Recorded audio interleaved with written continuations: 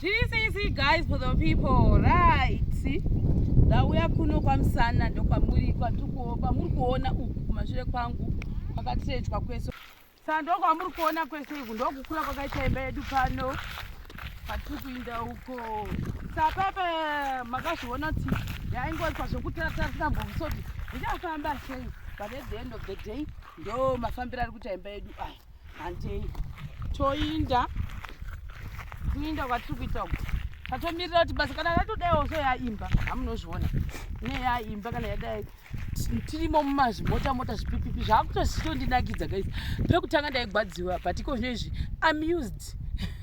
Tomorrow ndendiri kwaziko, saka tikuita zvokutochita madhetsi kuti nhasi ndiri kumvurwi, tomorrow ndiri kwaMusana, tomorrow ndiri kwaKera, the day after tomorrow ndendiri kwaziko, chisa madhei rega rega ndendiri somewhere. Nhasi Washington, haasi around Washington is in Gokwe.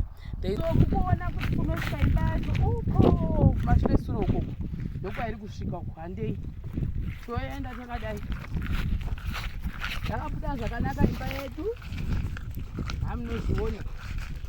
Hamunozviona ndiko kwatiri kunoku kwamukuona kwese kusvika zasi uko ndokwatiri ndo zvakaita imba yedu iyo kamuchiiona kwazvo.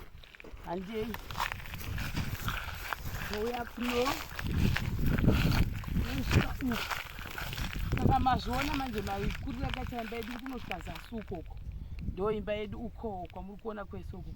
Handei touya zvakare